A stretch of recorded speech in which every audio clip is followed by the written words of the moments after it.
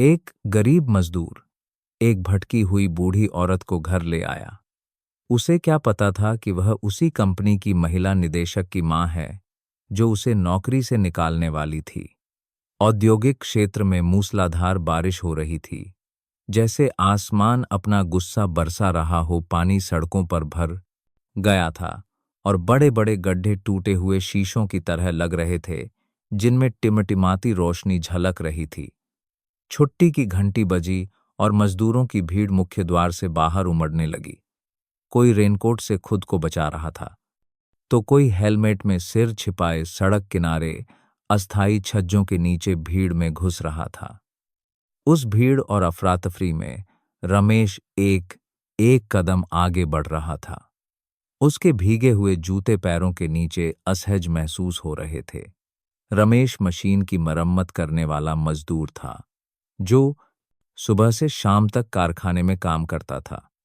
लोग कहते थे कि उसका काम जहां कुछ खराब हो उसे ठीक करना है, जो तेल और ग्रीस से भरा होता है और जिस पर कोई ध्यान नहीं देता। लेकिन उसे कोई शिकायत नहीं थी। उसके पास नौकरी थी, तनख्वाह थी, जिसे वह गांव में अपनी मां और छोटे भाई की पढ़ाई के लिए भेजता था, और इसी से उसे सुकून मिलता था। गेट से बाहर निकलते ही रमेश गली के कोने पर एक दुकान पर एक समोसा खरीदने के लिए रुका। भूख, ठंड और बारिश में आलू और मसालों की महक ने उसे तुरंत एक टुकड़ा खाने के लिए ललचाया। लेकिन उसकी नज़र कुछ कदम दूर एक छोटी सी दुकान के छज्जे के नीचे सिकुड़ी हुई एक आकृति पर पड़ी। एक बूढ़ी औरत जिसके बाल सफ़ेद थे, बारिश में भीगी साड़ी पहने, एक छोटा सा हैंडबैग पकड़े कांप रही थी। उसका चेहरा मुरझाया हुआ था, उसकी आंखें धुंधली थीं। यह साफ नहीं था कि यह बारिश का पानी है या आंसू। वह हर गुजरने वाले को इस उम्मीद से देख रही थी कि कोई रुककर उससे पूछेगा। कोई नहीं रुका। सब जल्दी में थे, सबको ठंड लग रही थी और सब थके हुए थे।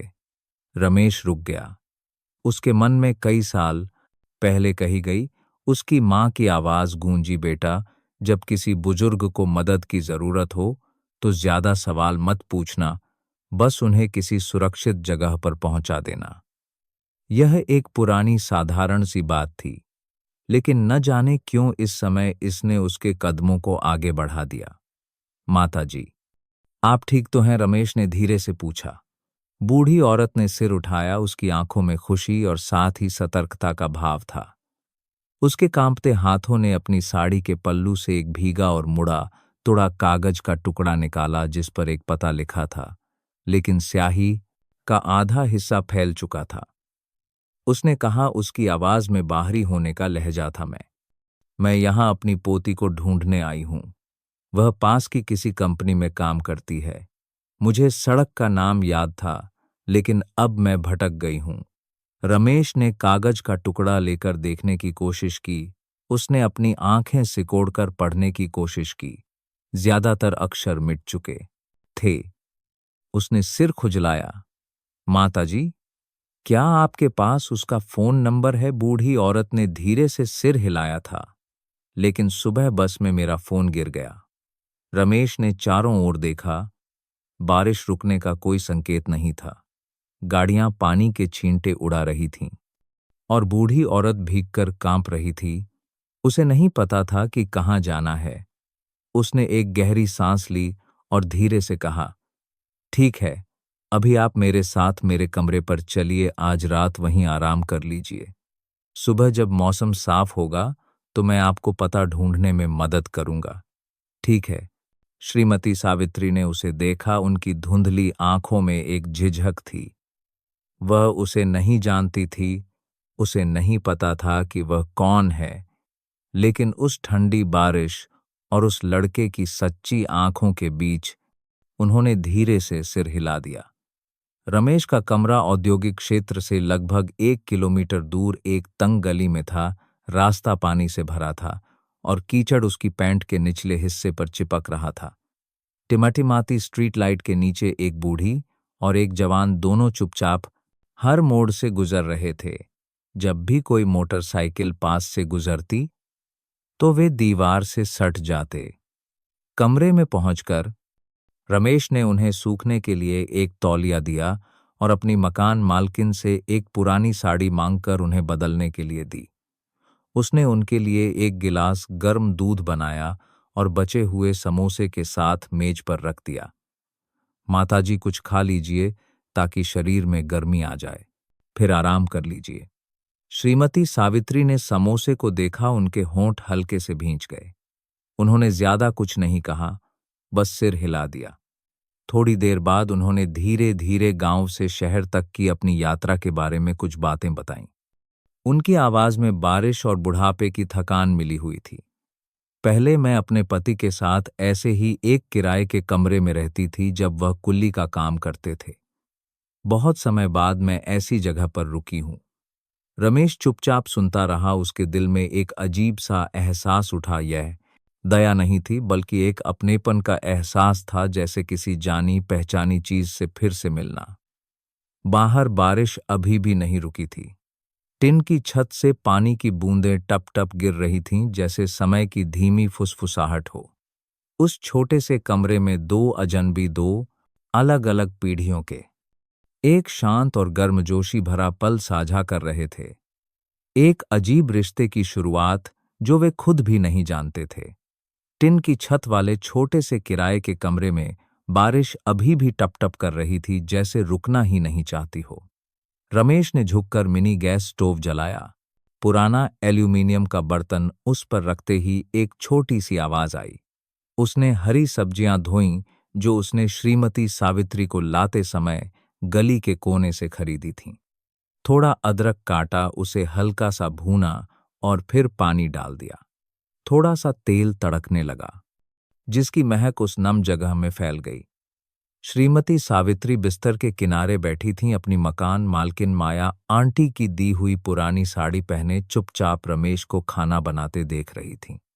जब सब्जी की महक फैली तो उनकी थकी हुई आंखों में नरमी आ गई। उस महक ने एक जानी पहचानी गर्माहट दी, जिससे उनका दिल थोड़ा शांत हुआ। कमरा भले ही छोटा था, दीवारें नमी से पीली पड़ गई थीं, लेकिन साफ सुथरा और व्यवस्थित था। हर चीज अपनी जगह पर थी। कोई अव्यवस्था नहीं थी, जिससे पता चलता था कि मालिक भले ही सादगी से रहता अब हो, लेकिन उसे जीने का सलीका आता है। रमेश ने राइस कुकर भी लगा दिया और तेजी से बारिश में भीगी हुई साड़ी को धोकर एक कोने में लटका दिया। साड़ी धोते हुए उसने पूछा, माताजी, आप तीखा खा लेती हैं? सब्जी में थोड़ी मिर्च डाल दूंगा तो शरीर गर्म रहेगा। श्रीमती सावित्री ने मुस्कुराकर सिर हिलाया। हाँ बेटा, खा लेती हूं। बहुत समय से घर का बना खाना नहीं खाया। सब्जी की महक से मुझे अपने पति की बहुत याद आ रही है। उनकी आवाज आखिरी वाक्य में धीमी हो गई। रमेश ने और कुछ नहीं पूछा। वह समझता था कि हर बुजुर्ग के दिल में एक पुराना जीवन छिपा होता है, जिसे वे तभी किसी के सामने लाते हैं जब उन्हें किसी पर भरोसा होता है। फ्लोरोसेंट लाइट कुछ बार झपकी और फिर स्थिर हो गई। माया आंटी सिर पर तौलिया लपेटे हाथ में सब्जियों की टोकरी लिए बाहर से अंदर आईं। रमेश का दरवाजा खुला देखकर उन्होंने अंदर झांका। उनकी आंखें चमक उठीं। अरे रमेश, किसके लिए खाना बना रहे हो? ये कौन है? तुम्हारी माँ आई हैं क्या? रमेश जल्दी से खड़ा हुआ, हाथ अपनी पैंट से पोंछते हुए विनम्रता से बोला, नहीं माया आंटी, ये मेरी माँ नहीं है। ये माताजी बारिश में भटक गई थीं, इसलिए मैं उन्हें आज रात के लिए यहाँ ले आया। माया आंटी ने श्रीमती सावित्री को सिर से पैर तक घूरकर देखा। उनकी आवाज में वही जानी पहचानी जिज्ञासा थी। अरे वाह, लेकिन इनकी बोली तो दिल्ली वालों जैसी लग रही है। उत्तर भारत से आई हैं क्या घूमने? श्रीमती सावित्री ने धीरे से मुस्कुराया। मैं उत्तर प्रदेश के एक गांव से हूं, अब दिल्ली में रहती हूं। बहुत समय बाद मुंबई आई हूं अपनी पोती को ढूंढने। माया आंटी ने सिर झुकाकर ठुड्डी पर हाथ फेरा। ये कोई साधारण औरत नहीं लगती। बैठने का तरीका, बात करने का लहजा, पहनावा भले ही सादा है पर कुछ तो अलग है। तुम्हारी पोती कहाँ काम करती है? मेरी पोती पास के औद्योगिक क्षेत्र में ही काम करती है। श्रीमती सावित्री ने एक रहस्यमयी मुस्कान के साथ जवाब दिया। माया आंटी ने सब्जी के बर्तन की ओर देखकर सिर हिलाया। खुशबू तो अच्छी आ रही है, अदरक वाली सब्जी की तरह। रमेश, तुम तो बड़े गुणी हो, मर्द होकर भी इतना अच्छा खाना बना लेते हो। रमेश बस मुस्कुराया, कोई जवाब नहीं दिया। माया आंटी कुछ और बातें करके बगल के कमरे में चली गईं। श्रीमती सावित्री उन्हें जाते हुए देखती रहीं। उनकी नजरें झुक गईं। वह सही कह रही थीं। मैं कोई साधारण औरत नहीं हूं। मैं एक स्कूल में हिंदी की शिक्षिका थी, अब रिटायर हो चुकी हूं। यहां इसलिए आई क्योंकि सुना था कि मेरी बेटी प्रोडक्शन डायरेक्टर बन गई है। इतनी व्यस्त है कि मां से मिलने भी नहीं आ सकती। मुझे उसकी याद आई तो मैं चली आई।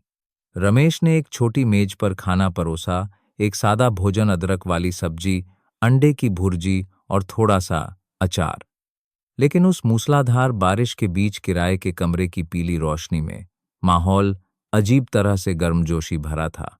माताजी, खाना खा लीजिए। मैंने सादा ही बनाया है, आप खाकर देखिए। जब किसी अच्छे इंसान के साथ खाओ तो कोई भी खाना स्वादिष्ट लगता है, उन्होंने जवाब दिया और धीरे धीरे एक निवाला उठाया। आधा खाना खाने के बाद वह अचानक रमेश की ओर मुड़ी। उनकी आवाज में झिझक थी। बेटा, क्या तुम विकास गारमेंट्स में काम करते हो? रमेश ने ऊपर देखा। उसके हाथ में अभी भी चावल की कटोरी थी। वह एक पल के लिए रुक गया। उसने धीरे धीरे सिर हिलाया। जी, मैं वहां मेंटेनेंस विभाग में कई सालों से काम कर रहा हूं। कुछ सेकंड की खामोशी छा गई। श्रीमती सावित्री ने और कुछ नहीं कहा, बस चुपचाप सिर हिला दिया। उनकी आंखें रहस्यमयी हो गईं, जैसे वह कुछ सोच रही हों। रमेश जल्दी से खाने के लिए झुक गया, लेकिन उसके दिल में एक हलचल हुई। विकास गारमेंट्स वही कंपनी थी जहां छंटनी की अफवाहें फैल रही थीं। कुछ दिनों से वह कारखाने में अपने साथियों से सुन रहा था कि एक बड़ी छंटनी होने वाली है, खासकर उन कॉन्ट्रैक्ट मजदूरों की जो अभी स्थायी नहीं हुए हैं। वह भी उनमें से एक था। भोजन धीरे धीरे खामोशी में समाप्त हो गया। बाहर बारिश की आवाज अब केवल बची खूंची गूंज की तरह थी, जैसे एक तूफान चुपके से उसके दिल से होकर गुजरा हो। सुबह सुबह भारी बारिश की रात के बाद आसमान साफ था। सूरज की पहली किरणें टिन की छत के दरारों से छनकर किराए के कमरे के दरवाजे पर टंगे नीले वर्कर यूनिफॉर्म पर पड़ रही थीं। रमेश रोज से थोड़ा जल्दी उठा। मुंह धोने के बाद उसने अपनी पुरानी मोटरसाइकिल बरामदे से गली के कोने तक निकाली। उसे स्टार्ट करने के लिए कुछ किक मारी। इंजन ने कुछ खड़खड़ाहट की, लेकिन फिर चालू हो गया। श्रीमती सावित्री ने एक दुपट्टा ओढ़ रखा था जो रमेश ने माया आंटी से उधार लिया था। उनका चेहरा कल से ज्यादा खिला हुआ लग रहा था। वह मोटरसाइकिल के पीछे बैठीं, हाथ में एक छोटा सा कपड़े का थैला पकड़े हुए, जिसमें केवल कुछ मुड़े हुए कपड़े और उनकी बेटी के पते वाला कागज था। जब रमेश ने फोन पर पता दोबारा चेक किया तो पता चला कि वह जगह यहां से 5 किलोमीटर से ज्यादा दूर एक पॉश कॉलोनी में थी। एक ऐसी जगह जहां वह कभी कभार ही जाता था। माताजी, क्या आप पक्का हैं कि यह पता सही है? रमेश ने बड़ी सड़क पर मुड़ने से पहले पीछे मुड़कर पूछा। हाँ बेटा, सही है। कई साल हो गए मुझे आए हुए, लेकिन कल तुम्हारे साथ आने की वजह से मैं वहां नहीं पहुंच पाई। आज मैं खुद उसके घर का दरवाजा खटखटाना चाहती हूं। किराए के कमरे से मुख्य सड़क तक का रास्ता अब सूख चुका था। सूरज की रोशनी सड़क पर चमक रही थी, जहां अभी भी कीचड़ के कुछ निशान बाकी थे। मोटरसाइकिल धीरे धीरे छोटे छोटे घरों की कतारों से गुजरी। नाश्ते की दुकानें, पोहा और डोसे की महक हवा में तैर रही थी। रमेश और श्रीमती सावित्री पूरे रास्ते चुप रहे। जब एक छोटी सी नहर की ओर जाने वाले मोड़ पर पहुंचे, तब श्रीमती सावित्री ने बोलना शुरू किया। बहुत साल पहले जब हम गरीब थे, मैं और मेरी बेटी इसी इलाके में किराए के कमरे में रहते थे। प्रिया मेरी बेटी तब स्कूल में पढ़ती थी। हर रात साइकिल से ट्यूशन जाती थी। फिर उसने खूब पढ़ाई की और विदेश चली गई। अब वह बड़ी अफसर बन गई है। मैं उसे ज्यादा फोन भी नहीं करती, डरती हूं कि उसे परेशान न करूं। रमेश ने कुछ नहीं कहा, लेकिन उसके मन में थोड़ी जिज्ञासा पैदा होने लगी। एक साधारण विनम्र बूढ़ी औरत जिसकी बेटी इतनी बड़ी अफसर है कि एक शानदार बंगले में रहती है। वह दोस्तों को रात की शिफ्ट के बाद गांव छोड़ने गया था। वह नदी के किनारे कच्ची सड़कों पर भी चला था, जहां लोग सब्जियां उगाते थे और अस्थायी घर बनाते थे। लेकिन वह कभी ऐसी चमचमाती पत्थर की सड़कों पर नहीं आया था। आखिरी मोड़ पार करने के बाद सामने एक के बाद एक बंगलों की कतार दिखाई दी। ऊंचे लोहे के गेट, मजबूत चारदीवारी, करीने से कटे हुए पौधे। रमेश की मोटरसाइकिल घर नंबर 42 के सामने रुकी। गेट पर एक चमचमाती पीतल की प्लेट लगी थी। दीवारें सफेद और भूरे रंग की थीं। अंदर पत्थर का आंगन और सीधे खड़े ताड़ के पेड़ थे। एक अधेड़ उम्र का चौकीदार गार्ड रूम से बाहर आया। जब उसने श्रीमती सावित्री को देखा तो वह अचानक हैरान रह गया। सावित्री जी, अरे वाह, आप आ गईं। कल प्रिया मैडम आपको पूरे दिन ढूंढ रही थीं। श्रीमती सावित्री ने धीरे से सिर हिलाया। उनके चेहरे पर एक भावुकता छा गई। मैं भटक गई थी, किस्मत से यह रमेश बेटा मिल गया। उसने मुझे अपने कमरे पर ठहराया, आज सुबह यहां पहुंच पाई। चौकीदार ने रमेश की ओर कृतज्ञता भरी नजरों से देखा, फिर जल्दी से गेट खोलने का बटन दबाया। अंदर आइए माताजी, थोड़ा आराम कर लीजिए, मैं अभी प्रिया मैडम को बताता हूं। रमेश अपनी मोटरसाइकिल मोड़ने ही वाला था कि श्रीमती सावित्री ने धीरे से उसका हाथ पकड़ लिया। बेटा, अंदर आकर एक गिलास पानी तो पी लो। वह धन्यवाद कैसे कहें यह नहीं जानती थीं, और मना करना भी ठीक नहीं लगा। रमेश ने मोटरसाइकिल आंगन में खड़ी कर दी। उस चमचमाते माहौल में कदम रखते ही वह खुद को अजीब महसूस करने लगा। चमकदार फर्श, सफेद दीवारें, करीने से रखे सोफे एक तरफ, लकड़ी की घुमावदार सीढ़ियां दूसरी तरफ, कांच की डाइनिंग टेबल और ऊपर एक शानदार क्रिस्टल का झूमर लटका हुआ था। रमेश के कीचड़ सने कपड़े के जूते दरवाजे पर ही रह गए। उसकी नीली वर्कर पैंट का रंग फीका पड़ गया था। कल बारिश में चलने की वजह से पैंट ऊपर चढ़ी हुई थी। उसे अचानक इस बेहद सभ्य घर में खुद को अजीब लगा। तभी उसकी नजर गलियारे में लगी एक नेम प्लेट पर पड़ी, प्रिया शर्मा, प्रोडक्शन डायरेक्टर, विकास गारमेंट्स। वह रुक गया। यह उसकी कंपनी थी, वही कंपनी जहां कुछ दिनों से छंटनी की अफवाहें चल रही थीं।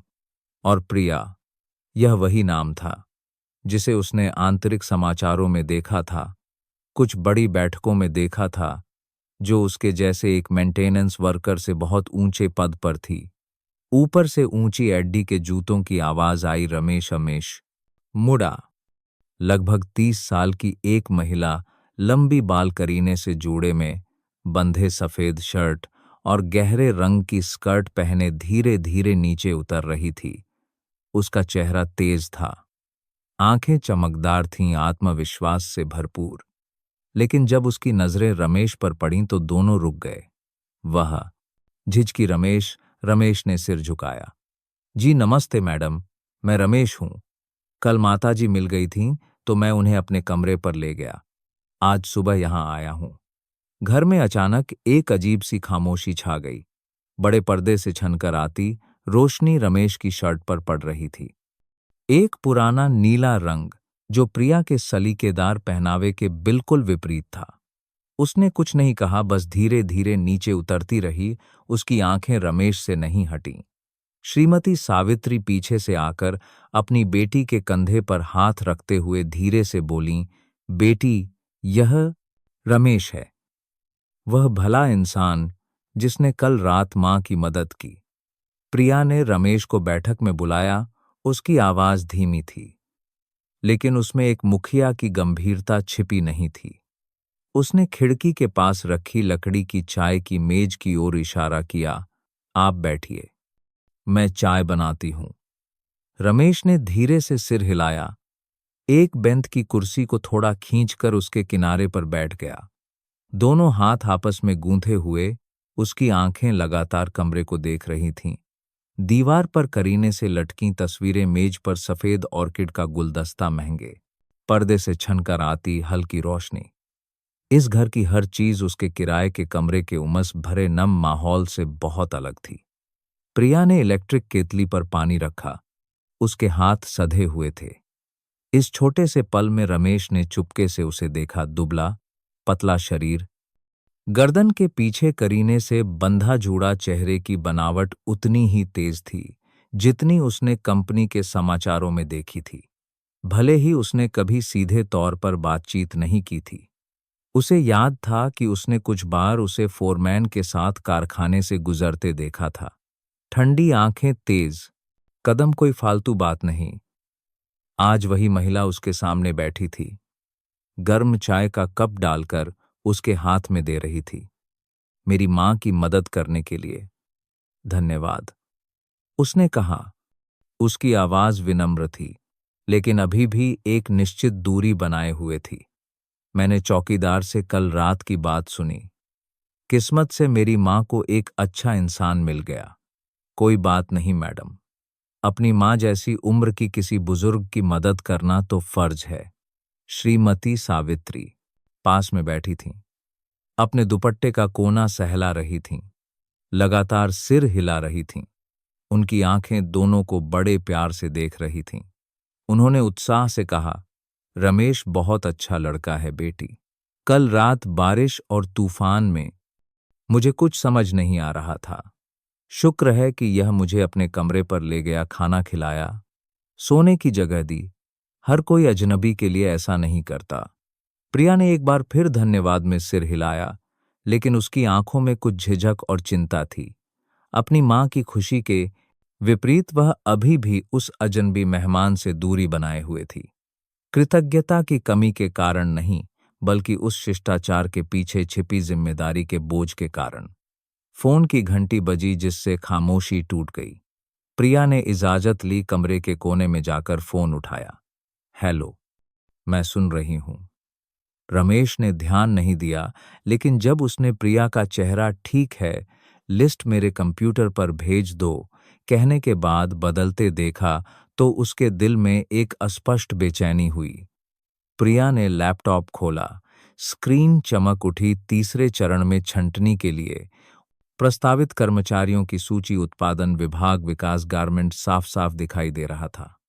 उसने जल्दी जल्दी हर लाइन को नीचे स्क्रॉल किया, और जब उसकी नजरें एक जाने पहचाने नाम पर रुकीं, रमेश कुमार, मेंटेनेंस विभाग, तो उसके हाथ अनजाने में माउस पर रुक गए।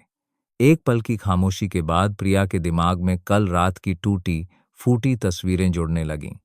उसकी मां खो गई थी। किस्मत से यह आदमी मिला जिसने उन्हें घर ले जाकर खाने, पीने और सोने का पूरा ध्यान रखा। उसकी मां ने कुछ भी गलत नहीं बताया था। हर बात चौकीदार के शब्दों से मेल खाती थी, और वह व्यक्ति अब उसके सामने बैठा था, अभी भी उसी साधारण वर्कर की वर्दी में, भोली आंखों और तेल से काले पड़ चुके हाथों के साथ। प्रिया ने सिर उठाकर उसे देखा। इस बार उसकी आंखें ठंडी नहीं थीं, न ही बहुत दोस्ताना, बल्कि एक अजीब सी उथल पुथल थी। उसके दिल में कुछ ऐसा था जो एक डायरेक्टर के तर्क से परे था। अंदर से एक बहुत धीमी आवाज आई, अगर इस आदमी को निकाल दिया गया तो क्या यह सही होगा? लेकिन रमेश को कुछ नहीं पता था। वह बस अपने सामने रखे चाय के कप को देख रहा था, कभी कभी झिझकते हुए घर के चारों ओर देखता। जब प्रिया मेज पर वापस आई तो वह खड़ा हो गया। ठीक है मैडम, अब मैं चलता हूं, मेरी शिफ्ट का समय हो गया है। आप चिंता न करें माताजी, अब ठीक हैं। प्रिया कुछ सेकंड के लिए चुपचाप उसके सामने खड़ी रही, फिर उसने सिर हिलाया। उसके होठों पर एक हल्की सी मुस्कान थी। एक बार फिर धन्यवाद, मेरी मां बाद में आपको फोन करेंगी। रमेश ने श्रीमती सावित्री को नमस्ते किया, चप्पल पहनकर बाहर निकला। अपना पुराना हेलमेट लगाना नहीं भूला।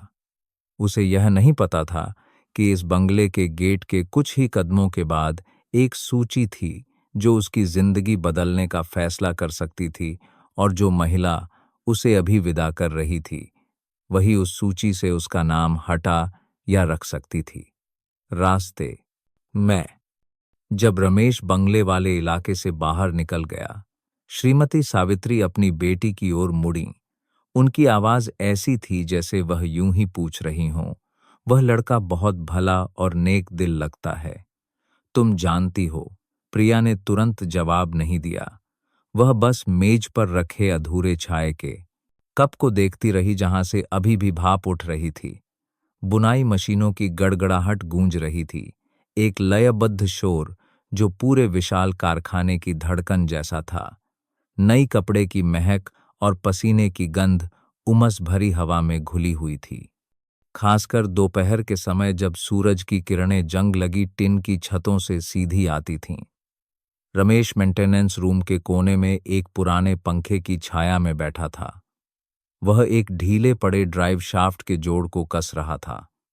उसके कान अभी भी मशीनों की आवाज पर थे, लेकिन फिर कमरे के पिछले हिस्से से आती फुसफुसाहट ने उसका ध्यान काम से हटा दिया।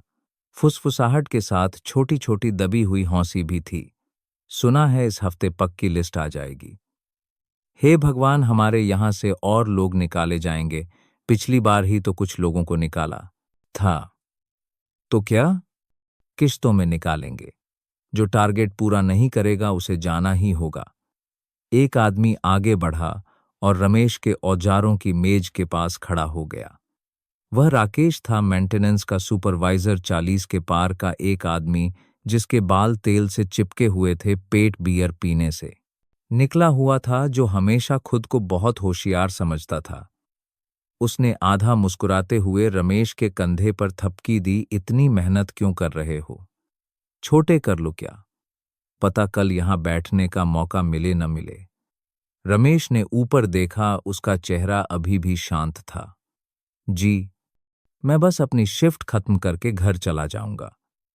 राकेश ने सिर झुकाया, उसकी आंखों में एक रहस्य था। सुना है कोई जल्दी ही गांव जाने की तैयारी कर रहा है।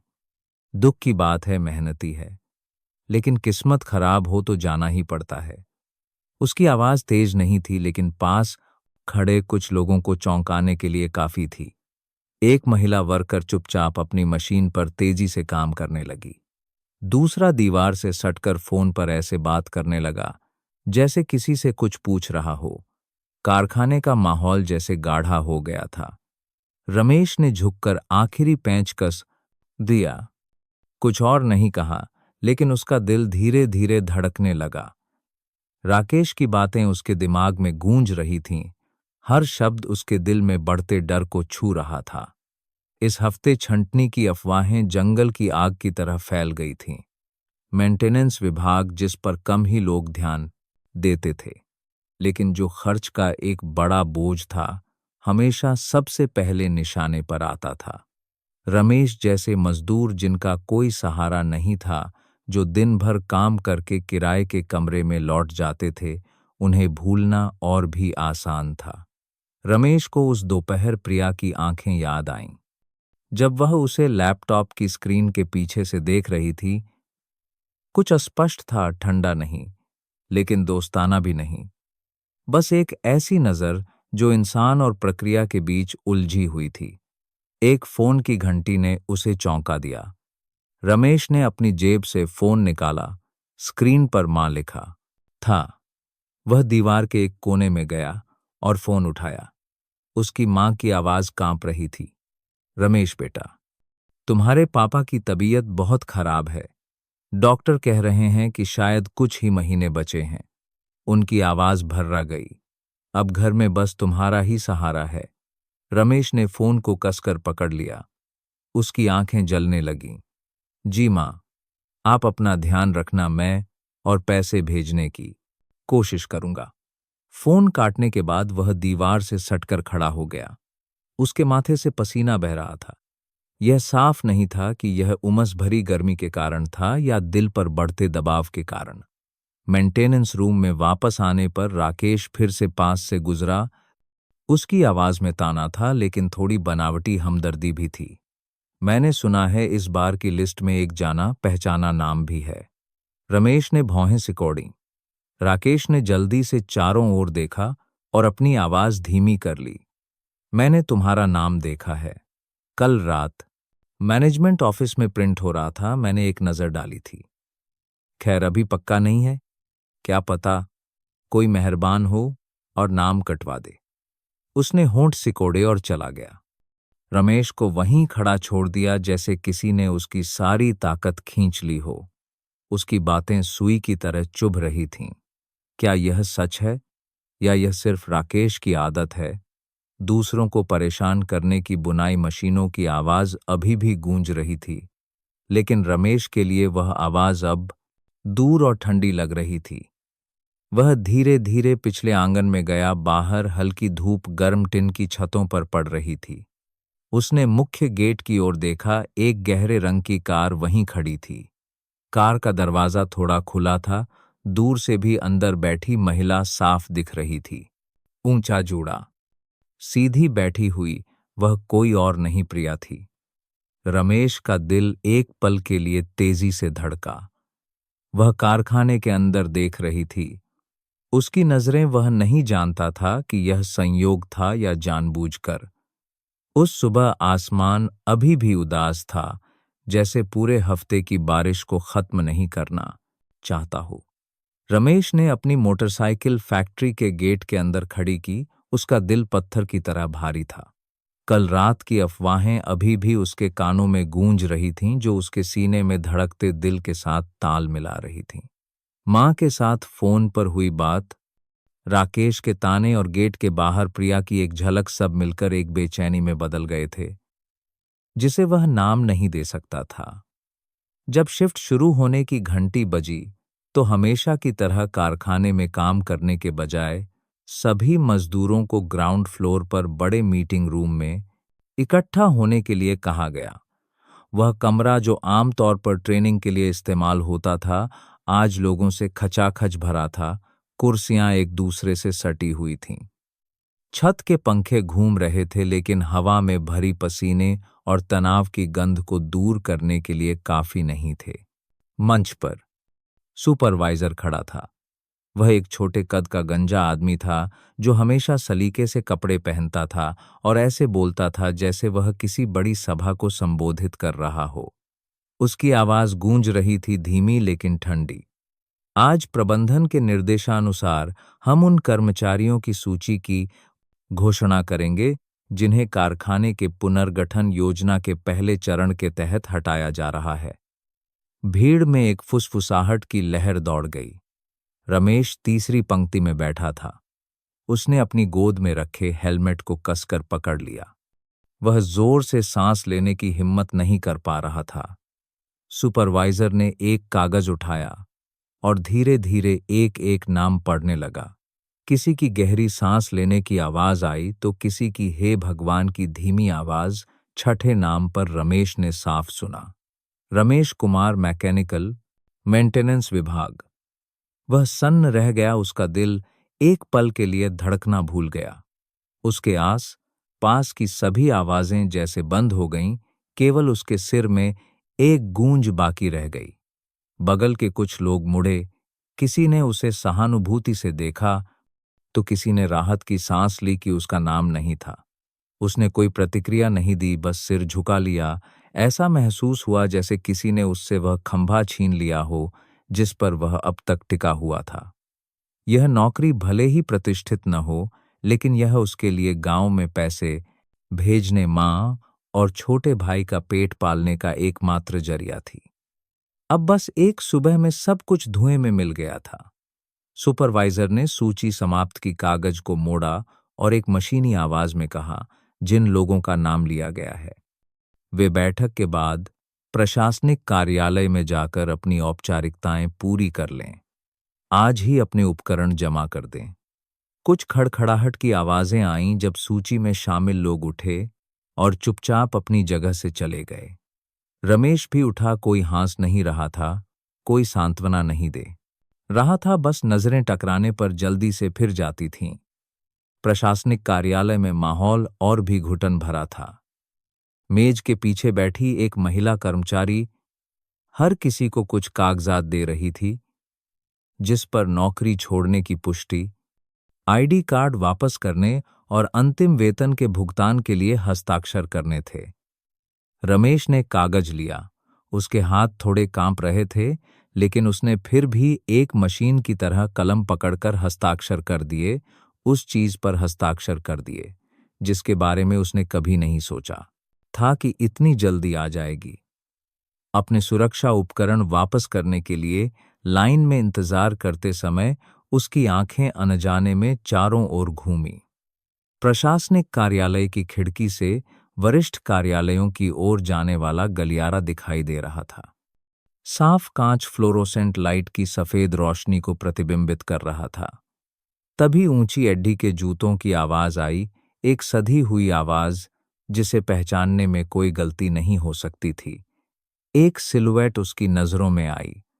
वह सिलुएट इतनी जानी पहचानी थी कि उसका दिल तेजी से धड़कने लगा। एक गहरे नीले रंग की सिल्क की साड़ी करीने से बंधा जूड़ा सधी हुई चाल। वह श्रीमती सावित्री थीं।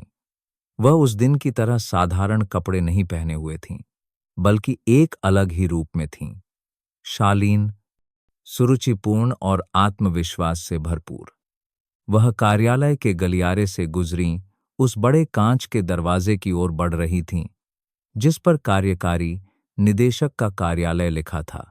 रमेश वहीं खड़ा रह गया। वे सभी सवाल जिनका कोई जवाब नहीं था, अचानक उसके दिमाग में घूमने लगे। श्रीमती सावित्री यहाँ क्यों थीं? आज उनका रूप और चाल ढाल एक वरिष्ठ अधिकारी जैसा क्यों था? क्या उन्होंने यह नहीं कहा था कि वह शहर में सिर्फ अपनी बेटी से मिलने आई हैं जो एक बड़ी कंपनी में डायरेक्टर है? वह बेटी कौन थी? एक छवि अचानक उसके दिमाग में कौन थी? बंगले पर लगी पीतल की name plate, Priya Sharma, production director. Ramesh का दिल बैठ गया। उसके पैर जैसे आगे बढ़ना चाहते थे, लेकिन उसके दिमाग ने उसे वहीं रुकने को कहा। वह जानता था कि इस समय वह सिर्फ एक ऐसा व्यक्ति था जिसका नाम वेतन सूची से काट दिया गया था। श्रीमती सावित्री कांच के दरवाजे के पीछे गायब हो गईं। रमेश अभी भी गलियारे में खड़ा था। नौकरी छोड़ने के कागजात कसकर पकड़े हुए उसकी आंखें उसी दिशा में टिकी थीं जहां वह अभी अभी गायब हुई थीं। छत के पंखे से हवा नीचे आई। उसके हाथ में नौकरी छोड़ने की पुष्टि का कागज हल्का सा कांप गया।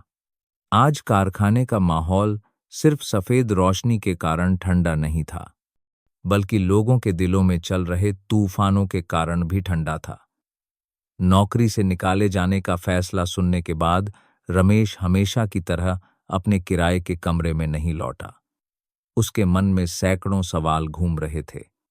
उसे किसी भी तरह से शांति नहीं मिल रही थी। श्रीमती सावित्री की वह छवि जिसमें वह सलीकेदार कपड़ों में वरिष्ठ कार्यालयों की ओर जा रही थीं, उसे परेशान कर रही थी। वह समझ नहीं पा रहा था कि एक बूढ़ी महिला जो कभी बारिश से बचने के लिए एक छज्जे के नीचे सिकुड़ी हुई थी, अचानक उस जगह पर ऐसे कैसे प्रकट हो सकती है जैसे वह उसी दुनिया का हिस्सा हो। इसीलिए जब दोपहर ढलने लगी, रमेश अपनी पुरानी मोटरसाइकिल लेकर उसी जानी पहचानी सड़क पर गया। दूसरी बार उस शानदार बंगले वाले इलाके में। उसका नाम बताने के बाद लोहे का गेट खुल गया। चौकीदार ने सिर हिलाया। ऐसा लगा जैसे उसने उसे पहचान लिया हो। उसने पिछले आंगन की ओर इशारा किया, जहां बैंगनी बोगनविलिया की बेलें एक मेहराब की तरह झुकी हुई थीं। रमेश पत्थर के रास्ते पर धीरे धीरे चला, जैसे वह यहाँ की शांति को भंग करने से डर रहा हो। हल्की हवा से उसकी गहरे रंग की टी शर्ट हिल रही थी। बोगनविलिया के पीछे लाल खपरेल की छत वाला एक छोटा सा घर दिखाई दिया, जो सामने के आधुनिक बंगले के बिल्कुल विपरीत था। आंगन के बीच में एक ऊंचा ताड़ का पेड़ नीले आसमान की ओर बढ़ रहा था। श्रीमती सावित्री बरामदे में एक लकड़ी की कुर्सी पर बैठी थीं, धीरे धीरे सब्जियां साफ कर रही थीं। मेज पर एक टोकरी में साफ की हुई सब्जियां रखी थीं। पास में एक छोटा चाकू और सफेद अंकुरित दाल की टोकरी थी, रमेश को देखकर उन्होंने आंखें सिकोड़कर देखा, उनकी नजरें अभी भी उतनी ही भली थीं। अरे रमेश बेटा, इतनी जल्दी कैसे आ गए? रमेश एक पल के लिए रुका, फिर सिर हिलाया। जी मुझे कुछ पूछना था। आज सुबह मैंने आपको कंपनी में देखा था। श्रीमती सावित्री का हाथ एक पल के लिए रुका, फिर वह फिर से सब्जियां साफ करने लगीं, जैसे उस सवाल ने उन्हें बिल्कुल भी हैरान नहीं किया हो। हाँ, मैं कुछ काम से गई थी। कंपनी के मामले बहुत उलझे हुए हैं, तुम दिल पर मत लो। जो भी होता है अच्छे के लिए होता है। माताजी, रमेश झिझका। क्या आप वहां किसी को जानती हैं? थोड़ा पारिवारिक मामला है। मैं साफ साफ नहीं बता सकती, लेकिन तुम चिंता मत करो, तुम्हारे जैसे भले इंसान का भगवान कभी बुरा नहीं होने देगा। जवाब हल्का था, लेकिन इसने रमेश के दिल को और भारी कर दिया। उसने और पूछने की हिम्मत नहीं की। ऐसा लगा जैसे उनका हर शब्द बहुत सोच समझकर चुना गया था, जो शांत करने के लिए काफी था, लेकिन जवाब देने के लिए नहीं। उसने बस धीरे से सिर हिलाया। श्रीमती सावित्री उठीं, अपनी पुरानी लेकिन साफ साड़ी का पल्लू ठीक किया। दोपहर हो गई है, तुम यहीं हमारे साथ खाना खा लो। घर में कुछ खास तो नहीं है, लेकिन खट्टी दाल और मछली है, शायद तुम्हें पसंद आए। रमेश एक पल के लिए झिझका, लेकिन शायद वह और रुककर कुछ जानना चाहता था। उसने सिर हिला दिया। छोटी सी रसोई घर के पीछे थी, जहां से सब्जियों का बगीचा और मुर्गियों का दड़बा दिखाई देता था। लकड़ी के धुएं और तड़के की महक ने मन को शांत कर दिया। एक बुजुर्ग नौकरानी रसोई में काम कर रही थी, जो बीच बीच में सिर उठाकर रमेश को देखकर मुस्कुरा देती। मेज पर एक सादा भोजन था, गर्म खट्टी दाल, भूरे रंग की तली हुई मछली, उबली हुई हरी सब्जियां और लाल मिर्च वाली चटनी। एक ऐसा भोजन जो घर की याद दिलाता था, सादा लेकिन दिल को छू लेने वाला। श्रीमती सावित्री ने चावल परोसते हुए बात की, मैं यहाँ काफी समय से रह रही हूँ, लेकिन असल में बस खाने पीने का ही ध्यान रखती हूँ। वह तो दिन भर काम पर रहती है। हम बूढ़े हो गए हैं, बस यही चाहते हैं कि हमारे बच्चे सलामत रहें। रमेश ने फीकी मुस्कान दी। उसकी नजरें अभी भी उस खिड़की की ओर थीं, जहां से धूप लाल फर्श पर पड़ रही थी। आपके कितने कान में बच्चे का हैं? बच्चे हैं एक। उन्होंने संक्षेप में जवाब दिया। फिर जैसे उन्हें लगा कि उन्होंने कुछ अधूरा कहा है, उन्होंने जोड़ा, बस एक ही बेटी है। वह भी कंपनी में काम करती है, बहुत व्यस्त रहती है। रमेश सब्जी उठाते हुए रुक गया। उसके दिल में एक धड़कन हुई। विकास गारमेंट्स में? माताजी, हाँ हाँ, सही कहा। कई सालों से वहां काम कर रही है, बहुत मेहनत करती है। श्रीमती सावित्री की आवाज अचानक धीमी हो गई, उनके हाथ में पकड़ी चम्मच भी रुक गई। रमेश ने ऊपर देखा। उसने देखा कि उनकी नजरें कहीं और देख रही थीं, जैसे उन्होंने गलती से कुछ कह दिया हो। एक छोटी सी खामोशी छा गई।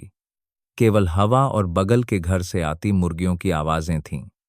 अचानक श्रीमती सावित्री के मुंह से निकल गया, प्रिया। वह जल्दी से रुक गईं। रमेश ने भौहें सिकोड़ी। भले ही वह शक्की नहीं था, लेकिन वह इतना समझदार था कि यह महसूस कर सके कि कुछ छिपाया जा रहा है। प्रिया, यह नाम पहले कभी नहीं लिया गया था, लेकिन उन्होंने इसे इतने अपनेपन से लिया था। श्रीमती सावित्री को जैसे समझ आ गया कि उन्होंने गलती कर दी है, उन्होंने बात बदल दी। रमेश की कटोरी में और दाल डालते हुए कहा, खाओ बेटा, यह दक्षिण भारतीय तरीके से बनाई है, पता नहीं तुम्हें पसंद आएगी या नहीं। रमेश ने जवाब नहीं दिया। उसने धीरे से सिर हिलाया। एक चम्मच दाल ली, लेकिन उसे अब भूख नहीं लग रही थी। उसके मन में बिखरे हुए टुकड़े एक साथ जुड़ने लगे थे। छज्जे के नीचे की बूढ़ी औरत, डायरेक्टर के ऑफिस में जाती सुरुचिपूर्ण महिला प्रिया का नाम, और उस दिन की प्रिया। क्या यह सब एक दूसरे से जुड़ा हुआ था? खाना अभी भी बाकी था। बाहर हल्की धूप थी, लेकिन रमेश के मन में बादल घिर रहे थे, ऐसे सवाल लेकर जिनका जवाब सुनने के लिए वह खुद भी तैयार नहीं था। एक दोपहर उदास दिनों के बीच एक दुर्लभ धूप खिली। रमेश अपने बारे नहीं, किराए के कमरे में चुपचाप अपना सामान समेट रहा था कि फोन बजा। एक अनजान नंबर। उसने फोन उठाया। एक युवा महिला की साफ और सधी हुई आवाज आई। रमेश जी, आपको आज शाम कंपनी की 9वीं मंजिल पर बुलाया गया है। डायरेक्टर आपसे अकेले में मिलना चाहती हैं। रमेश सन्न रह गया। कोई स्पष्टीकरण नहीं, कोई और जानकारी नहीं, बस एक छोटा सा वाक्य जो उसके दिल की धड़कन बढ़ाने के लिए काफी था। 9वीं मंजिल, जहां कार्यकारी कार्यालय थे, एक ऐसी जगह जहां उसके जैसा मजदूर कभी नहीं गया था। ऊंची मंजिल पर कार्यालय, चारों ओर बड़े कांच, नीचे पूरा औद्योगिक क्षेत्र दिखाई दे रहा था। दूर शहर शाम की हल्की रोशनी में घुल रहा था। आधुनिक फर्नीचर, ठंडी ग्रे दीवारें, चमकदार अखरोट की लकड़ी की मेज, गंभीर काली चमड़े की कुर्सियां, सब कुछ रमेश को छोटा महसूस करा रहा था। वह सचिव की मेज के सामने वाली कुर्सियों पर इंतजार कर रहा था। सलीके से कपड़े पहने युवा लड़की लगातार टाइप कर रही थी। उसने उसकी ओर एक नजर भी नहीं डाली। हर कीस्ट्रोक उसके दिल में बढ़ते तनाव को और बढ़ा रहा था। डायरेक्टर के कमरे का दरवाजा खुला। एक आवाज आई, रमेश जी अंदर आइए। रमेश ने एक गहरी सांस ली, अपनी फीकी पड़ चुकी शर्ट का कॉलर ठीक किया और अंदर चला गया। कमरा उसकी कल्पना से ज्यादा बड़ा नहीं था, लेकिन सजावट का तरीका माहौल को बिल्कुल अलग बना रहा था। ठंडा, व्यवस्थित, कोई फालतू चीज नहीं। हर विवरण ऐसा था जैसे भावनाओं के लिए कोई जगह न हो। काम की मेज के पीछे एक महिला खिड़की से बाहर देख रही थी। एक ग्रे रंग का सूट उसके सधे हुए शरीर पर फिट बैठ रहा था। ऊंचे जूड़े से उसकी चिकनी गर्दन दिख रही थी। कदमों की आहट सुनकर वह मुड़ी। रमेश ने उसे तुरंत पहचान लिया। यह वही लड़की थी जिससे वह बंगले में मिला था, प्रिया। उसने सिर हिलाया, सामने की कुर्सी की ओर इशारा किया, बैठिए।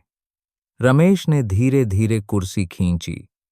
उसकी आंखों में घबराहट साफ झलक रही थी। उसने बिना घुमाए फिर आए कहा, मैं आपसे एक बार फिर सीधे तौर पर यह बताने के लिए मिलना चाहती थी। कंपनी को बहुत खेद है कि इस पुनर्गठन के दौरान आपको नौकरी से निकालना पड़ा। कारण रिकॉर्ड में स्पष्ट रूप से लिखा गया है। पिछले 3 महीनों में आपका काम का प्रदर्शन संतोषजनक नहीं था। रमेश ने अपने दोनों हाथों को कसकर अपनी गोद में रख लिया। उसकी आंखें सीधे उसकी ओर थीं। मैं समझता हूं। इतने समय तक मुझे काम करने का मौका देने के लिए कंपनी का धन्यवाद। उसका जवाब आश्चर्यजनक रूप से शांत था। कोई शिकायत नहीं, कोई विनती नहीं, कोई माफी नहीं। मेज के पीछे बैठी लड़की ने थोड़ी भौहें सिकोड़ी, जैसे उसे इस तरह की प्रतिक्रिया की उम्मीद नहीं थी। क्या आप कुछ कहना नहीं चाहते? उसने फिर से पूछा। रमेश ने धीरे से सिर हिलाया, नहीं, मैंने हमेशा अपनी पूरी कोशिश की, लेकिन अगर वह भी काफी नहीं था तो मैं इसे स्वीकार करता हूं। एक खामोशी छा गई। लड़की अपनी कुर्सी पर पीछे की ओर झुक गई, हाथ छाती पर बांध लिए। रमेश को समझ नहीं आ रहा था कि उसे चले जाना चाहिए या और इंतजार करना चाहिए। वह खड़ा हुआ, सिर झुकाकर नमस्ते किया। तो मैं चलता हूं रमेश जी। उसकी आवाज पहले से धीमी थी। वह मुड़ा। आपको भविष्य के लिए शुभकामनाएं। रमेश ने सिर हिलाया और चुपचाप कमरे से बाहर निकल गया। दरवाजा बहुत धीरे से बंद किया। लंबा गलियारा सुनसान था। उसके हर कदम की गूंज सूखी लग रही थी। रमेश ने एक गहरी सांस ली, नौकरी खोने के दुख के कारण नहीं, बल्कि इस एहसास के कारण कि कुछ बड़ा हो रहा था जिसे वह समझ नहीं पा रहा था। जब वह लिफ्ट के पास पहुंचा तो डायरेक्टर के कमरे का दरवाजा अचानक फिर से खुला। रमेश रुक गया। एक जानी पहचानी आवाज पीछे से आई, अरे सावित्री आंटी। रमेश ने धीरे से सिर घुमाया। यह वही श्रीमती सावित्री थीं। उस रात बारिश में मिली महिला जिसे वह अपने किराए के कमरे में ले गया था, जिसने उसे दोपहर के भोजन के लिए बुलाया था। वह डायरेक्टर के कमरे में जा रही थीं, हाथ में हैंडबैग, हल्के बैंगनी रंग की साड़ी करीने से बंधा जुड़ा। उनका हर अंदाज गरिमापूर्ण और सुरुचिपूर्ण था। उस पहली मुलाकात की छवि से बिल्कुल अलग। सचिव ने सिर झुकाकर उन्हें नमस्ते किया, धीरे से कहा, नमस्ते आंटी। दरवाजा उनके पीछे धीरे धीरे बंद हो गया। कमरे के अंदर से श्रीमती सावित्री की आवाज तेज नहीं थी, लेकिन बंद होते दरवाजे की दरार से बाहर आने के लिए काफी थी, साफ साफ सुनाई दी। तुम अपनी मां के मददगार के साथ ऐसा बर्ताव करोगी? रमेश 9वीं मंजिल के गलियारे के बीच में सन्न खड़ा रह गया। हर शब्द, हर नजर, पहले दिन से लेकर अब तक का हर छोटा विवरण जैसे बिखरे हुए पहेली के टुकड़े थे, जो अब खुद जुड़ रहे थे। उसे लगा जैसे किसी ने उस दरवाजे को खोल दिया हो जिसे वह बंद रखने की कोशिश कर रहा था। श्रीमती सावित्री ही उस महिला डायरेक्टर की मां थी जिस महिला को उसने अपने किराए के कमरे में ठहराया था। वह उसी व्यक्ति की मां थी जिसने उसे अभी अभी आधिकारिक तौर पर नौकरी से निकाल दिया था। वह वहीं खड़ा रहा, न आगे बढ़ सका न पीछे। गलियारे की रोशनी अभी भी जल रही थी, लेकिन उसका मन ऐसे उलझा हुआ था जैसे वह किसी बड़े तूफान में फंस गया हो। उस रात जब किराए के घरों की पीली रोशनी नम खिड़कियों से बाहर आ रही थी, रमेश ने अभी अभी डिब्बाबंद खाना खत्म किया था कि उसका फोन बजा। एक अनजान नंबर से एक संदेश आया, कल मैं और मेरी बेटी तुमसे मिलकर सारी बातें साफ करना चाहते हैं। नीचे नाम लिखा था श्रीमती सावित्री। रमेश स्क्रीन को घूरता रहा, उसका दिल अचानक सिकुड़ गया। उसे समझ नहीं आ रहा था कि उसे खुश होना चाहिए, चिंतित होना चाहिए या शर्मिंदा होना चाहिए। इतने दिनों तक अनसुलझे सवालों में उलझे रहने के बाद आखिरकार वह समय आ गया था जब सब कुछ सामने आने वाला था। अगली सुबह रमेश उलझे हुए मन से श्रीमती सावित्री के घर पहुंचा। बंगला वैसा ही था, ऊंचा लोहे का गेट, सफेद दीवारें, बोगनविलिया की बेलें जो पत्थर के रास्ते पर हल्की गुलाबी छाया डाल रही थीं। गेट पहले से खुला था। नौकरानी ने मुस्कुराकर उसे अंदर आने का इशारा किया। बैठक का कमरा सुबह की धूप में चमक रहा था, झूमर टिमटिमा रहा था। चाय की मेज पर मिठाइयां और कमल की चाय का बर्तन सजा हुआ था, जिसकी धीमी धीमी खुशबू फैल रही थी। श्रीमती सावित्री अपनी जानी पहचानी कुर्सी पर बैठी थीं। अभी भी गहरे रंग की साड़ी पहने, बाल करीने से बंधे हुए, उनका चेहरा कल से ज्यादा गंभीर था। उनके बगल में प्रिया थी, वही युवा डायरेक्टर जिसने रमेश को अपने सख्त रवैया और ठंडी आंखों से चौंका दिया था। तुम आ गए बेटा, श्रीमती सावित्री ने धीरे से मुस्कुराया। बैठ जाओ, मां को कुछ साफ साफ कहना है। रमेश मां शब्द सुनकर थोड़ा झिझका। प्रिया ने कुछ नहीं कहा, बस धीरे से सिर झुकाया। उसकी आंखें न तो अभिवादन कर रही थीं और न ही सतर्क थीं। रमेश कुर्सी पर बैठ गया, दोनों हाथ अपनी गोद में रखे। उसकी आंखें श्रीमती सावित्री का इंतजार कर रही थीं। श्रीमती सावित्री ने धीरे धीरे चाय डाली और कप रमेश के सामने रख दिया। उनकी आवाज धीमी लेकिन उदास थी। उस दिन मैंने तुमसे थोड़ा झूठ बोला था। मैं सिर्फ एक भटकी हुई बूढ़ी औरत नहीं थी। असल में मैं मुंबई अपनी बेटी से मिलने आई थी, और मेरी बेटी प्रिया ही है। माहौल एक पल के लिए शांत हो गया। रमेश ने आंखें झपकाईं और फिर प्रिया की ओर मुड़ा। उसके होंठ हिले, लेकिन कोई शब्द नहीं निकला। आप इनकी बेटी हैं? उसने धीरे से पूछा। प्रिया ने सिर हिलाया। उसकी आंखें न तो बच रही थीं और न ही बहुत दोस्ताना थीं। श्रीमती सावित्री ने कहा, मैं तुमसे हमेशा छिपाना नहीं चाहती थी, लेकिन मुझे लगा कि सही समय पर बताना चाहिए। तुम एक अच्छे इंसान हो। मैंने उस बारिश की रात को ही यह महसूस कर लिया था।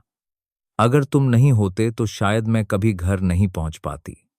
रमेश ने सिर झुकाया। मैंने बस वही किया जो किसी को भी करना चाहिए था।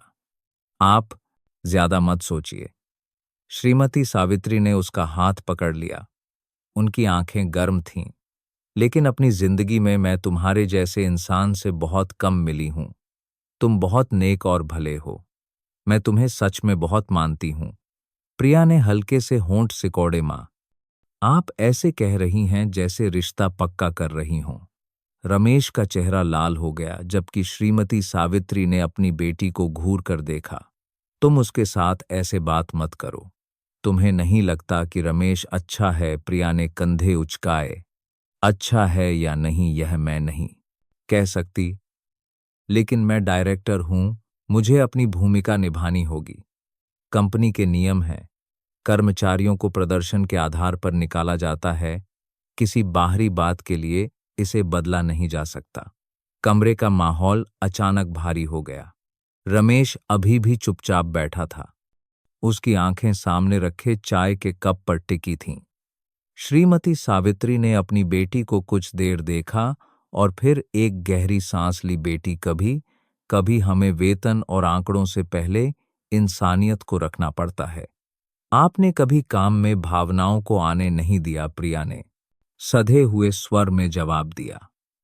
मैं आपकी इज्जत करती हूं मां, लेकिन मेरे भी अपने सिद्धांत हैं। रमेश ने एक गहरी सांस ली और फिर धीरे से कहा, मैं समझता हूं, और मैं यहां किसी से कुछ मांगने या शिकायत करने नहीं आया हूं। मैं बस यह जानना चाहता था कि सब कुछ सच है। प्रिया ने धीरे से सिर हिलाया। सच है, मैं इनकी बेटी हूं। मैं विकास गारमेंट्स की प्रोडक्शन डायरेक्टर हूं और छंटनी की सूची में आपको अपर्याप्त प्रदर्शन के कारण शामिल किया गया था। रमेश ने सिर हिलाया, कोई कार्यटली प्रतिक्रिया नहीं दी। शायद उसने यह पहले ही अनुमान लगा लिया था, बस दिल में थोड़ी निराशा थी। मैं तुम्हारे इस तरीके से सहमत नहीं हूं, श्रीमती सावित्री ने कहा। उनकी आवाज थोड़ी कांप रही थी। उसने मेरी मदद की और तुमने उसके साथ ऐसा किया। मां, मैं आभारी हूं कि उन्होंने आपकी मदद की, लेकिन उस एक रात के लिए मैं पूरे सिस्टम का फैसला नहीं बदल सकती। मैं ऐसा नहीं कर सकती। रमेश खड़ा हुआ, दोनों को नमस्ते किया। मुझे बुलाने के लिए धन्यवाद माताजी, और सब कुछ साफ साफ बताने के लिए धन्यवाद। प्रिया मैडम, मैं अपने कमरे पर सब कुछ समेटकर कुछ दिनों के लिए गांव जाऊंगा। मेरे पिताजी बीमार हैं। मेरी मां को किसी की जरूरत है। प्रिया ने अचानक सिर उठाया। उसकी आंखों में एक हलचल हुई। आपके पिताजी बहुत बीमार हैं? उसने पूछा। पहली बार उसकी आवाज में थोड़ी नरमी थी। अभी ठीक से पता नहीं। मां कह रही थीं कि कुछ दिनों से बहुत कमजोर हो गए हैं। मैं कुछ दिन की छुट्टी लेकर उनकी देखभाल के लिए जाने की सोच रहा था।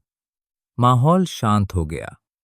श्रीमती सावित्री ने कुर्सी का हैंडल कसकर पकड़ लिया जबकि प्रिया उसे घूर रही थी, जैसे वह कुछ बहुत गहरा सोच रही हो।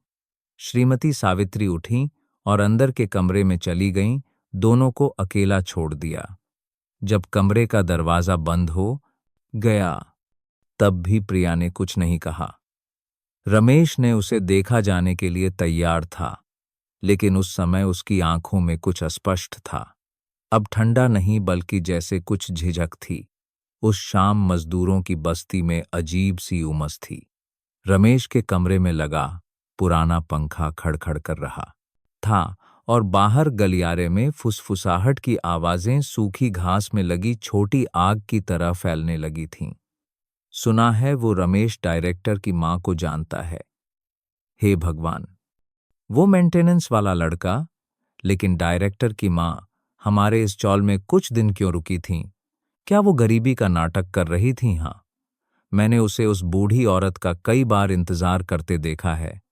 कल तो वो उनके लिए फल भी ले गया था। कानाफूसी हर पल तेज होती जा रही थी। चौल की कुछ औरतें हर शाम गलियारे के कोने में इकट्ठा हो जातीं, हाथ में पंखा झलतीं, उनकी आंखें चारों ओर घूमतीं जैसे गपशप के लिए कोई नई खबर ढूंढ रही हों। कमरा नंबर 6, जहां रमेश रहता था, जिज्ञासा का केंद्र बन गया था। भले ही दरवाजा बंद था, लेकिन हर कोई अनुमान लगा रहा था कि अंदर कोई राज छिपा है। चौल की मालकिन माया आंटी आज शाम बाजार से लौटीं तो उन्हें भी रोक लिया गया। माया आंटी, आपको कुछ पता चला? आपके चौल का रमेश शायद किसी अमीर घर का दामाद बनने वाला है। कैसा दामाद? मैंने तो उसे काम से लौटते देखा है। चेहरे पर अभी भी थकान है। कुछ भी शाही नहीं है, माया आंटी ने आधा यकीन आधा शक में जवाब दिया, लेकिन उनके मन में भी खलबली मची हुई थी। शाम को जब रमेश काम से लौटा, अभी कपड़े भी नहीं बदले थे कि दरवाजे पर एक हल्की सी दस्तक हुई। दरवाजा खोला तो माया आंटी खड़ी थीं। हाथ में गर्म खीर की कटोरी थी। मैंने थोड़ी ज्यादा बना ली थी, सोचा तुम्हें दे दूं, कुछ खा लो। आजकल कोई खुशखबरी है क्या? रमेश एक पल के लिए रुका, लेकिन फिर फीकी मुस्कान के साथ खीर की कटोरी ले ली। नहीं आंटी, मैं तो वैसा ही हूं, काम करता हूं, घर आकर सो जाता हूं। इसमें क्या खुशखबरी? माया आंटी ने सिर झुकाकर उस युवक की आंखों में गहराई से देखा। लोग बहुत बातें बना रहे हैं, कह रहे हैं कि तुम डायरेक्टर प्रिया की मां के बहुत करीब हो। कुछ लोग तो यह भी कह रहे हैं कि तुम्हें सहारा मिल गया है, अब नौकरी जाने का कोई डर नहीं। रमेश ने एक गहरी सांस ली। उसकी आंखों में थोड़ी उदासी थी। आंटी, आप लोगों की बातों पर ध्यान मत दीजिए। मैं तो बस एक मजदूर हूं, जिसकी मदद कर सकता हूं, कर देता हूं। मेरा कोई सहारा नहीं है। मैं तो खुद अभी परेशान हूं। नौकरी से निकाले जाने की वजह से माया आंटी ने धीरे से पूछा। रमेश ने सिर हिलाया और धीरे से खीर की कटोरी मेज पर रख दी। उसकी आवाज सपाट थी। उन्होंने मुझे निकाल दिया है। मैंने परसों ही नौकरी छोड़ने के कागजात पर दस्तखत किए हैं। मेरा कोई सहारा नहीं है। माया आंटी सन्न रह गईं। कुछ देर बाद उन्होंने एक गहरी सांस ली। हिम्मत रखो बेटा, आजकल कौन किसी भले इंसान की बात पर यकीन करता है? किसी की मदद करने पर भी लोग ताने मारते हैं। उस रात रमेश अपनी पुरानी चारपाई पर लेटा हुआ था। पंखा अभी भी घूम रहा था, लेकिन सीने में उठ रही गर्मी को दूर नहीं कर पा रहा था। उसे डायरेक्टर प्रिया की गंभीर आंखें, उसके कठोर शब्द और श्रीमती सावित्री, वह भली मां जो कृतज्ञता और मां बेटी के रिश्ते के बीच फंसी हुई थीं, याद आ रही थीं। फोन हल्का सा कांपा। श्रीमती सावित्री का एक संदेश था। कल एक छोटी सी पारिवारिक बैठक है। मां चाहती हैं कि तुम आओ, जरूरी है। रमेश ने संदेश को कई बार पढ़ा। उसने तुरंत जवाब नहीं दिया। बाहर गलियारे में चप्पलों की आवाज फिर से गूंजी। फिर किसी ने धीरे से कहा, कल शायद वो अपनी अमीर गर्लफ्रेंड के घर जा रहा है। दोस्तों, रमेश बाहर आया। कुछ देर दरवाजे पर खड़ा रहा। तंग चौल को देखा। पीली दीवारें मकड़ी के जाले की तरह फैले, बिजली के तार चोरी, छिपे देखती आंखें, सिर हिलाते लोग, गहरी सांसें। वह जानता था कि एक और कदम बढ़ाते ही अफवाहें और बढ़ जाएंगी और भारी हो जाएंगी। उसका स्वाभिमान एक तने हुए धागे की तरह था जो एक और झटके से टूट सकता था। वह कमरे में वापस आया, कुर्सी पर बैठा, फोन निकाला। उसकी उंगलियां जवाब देने से पहले झिझक रही थीं। अंत में उसने एक छोटा सा संदेश भेजा, जी मैं आऊंगा। बाहर हल्की बारिश शुरू हो गई। इतनी तेज नहीं कि गर्मी कम हो सके, लेकिन इतनी काफी थी कि पहले से भारी मन पर एक और चिंता की परत चढ़ जाए। मन में कई शंकाएं होने के बावजूद रमेश श्रीमती सावित्री के बुलावे पर गया। उस जाने पहचाने बंगले के गेट में घुसने से पहले वह कुछ सेकंड चुपचाप खड़ा रहा। आंगन में लगे ताड़ के पेड़ों को शाम की हवा में झूमते हुए देखता रहा। उसने एक गहरी सांस ली, अपनी थोड़ी मुड़ी हुई शर्ट का कॉलर ठीक किया और फिर घंटी बजाई। नौकरानी ने दरवाजा खोला और धीरे से मुस्कुराई, रमेश बेटा आ गए। मालकिन खाने के कमरे में इंतजार कर रही हैं। खाने का कमरा रोशनी से जगमगा रहा था। एक बड़ी गोल लकड़ी की मेज पर खाना करीने से सजा हुआ था। मछली की खुशबू, सब्जियों और अचार की महक हवा में घुली हुई थी। यह सब रमेश के दिल में एक साथ गर्माहट और झिझक का एहसास जगा रहा था। श्रीमती सावित्री रसोई से बाहर आईं। उनके हाथ में अभी भी एक चम्मच था। रमेश को देखकर उनका चेहरा खिल उठा। तुम आ गए, आओ बैठो, खाना गर्म है।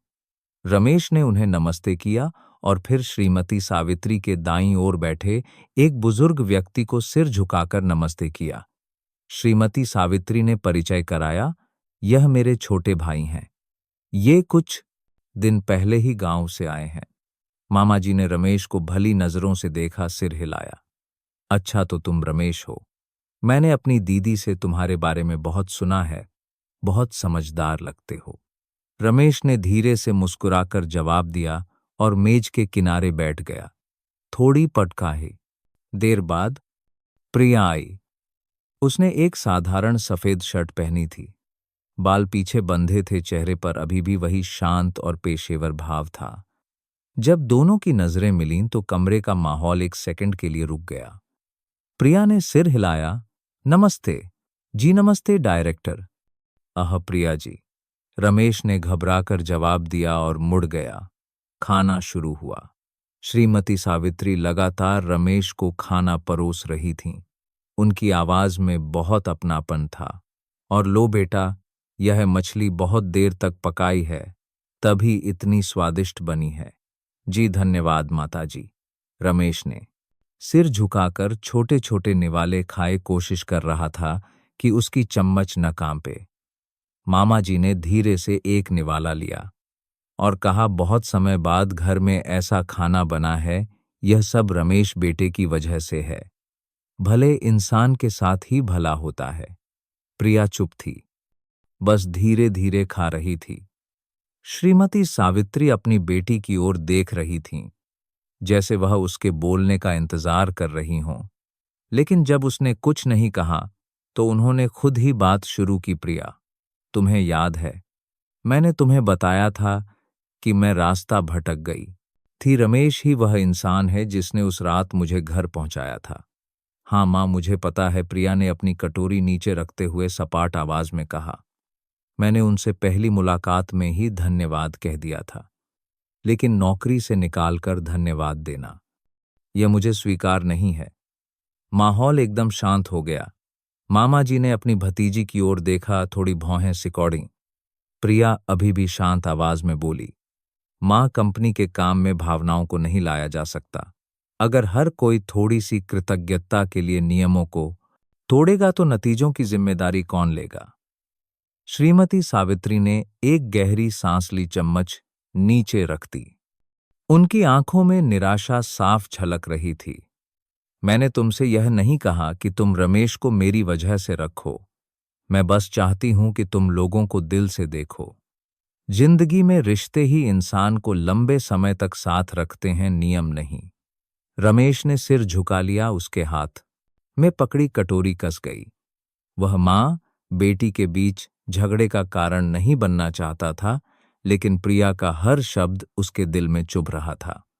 मामा जी ने धीरे से अपनी चम्मच नीचे रखी। मैंने शिक्षा के क्षेत्र में कई दशक काम किया है। मैं बस एक बात कहूंगा, इंसान की पहचान इस बात से होती है कि वह अधिकार मिलने पर दूसरों के साथ कैसा व्यवहार करता है। प्रिया ने अपने मामा और फिर अपनी मां की ओर देखा। उसकी आंखें अब उतनी ठंडी नहीं थीं, लेकिन पूरी तरह से नरम भी नहीं थीं। एक लंबी खामोशी छा गई।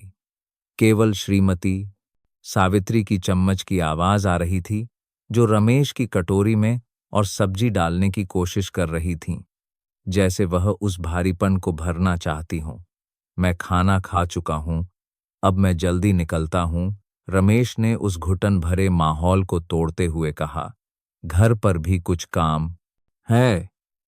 ठीक है बेटा, श्रीमती सावित्री ने सिर हिलाया।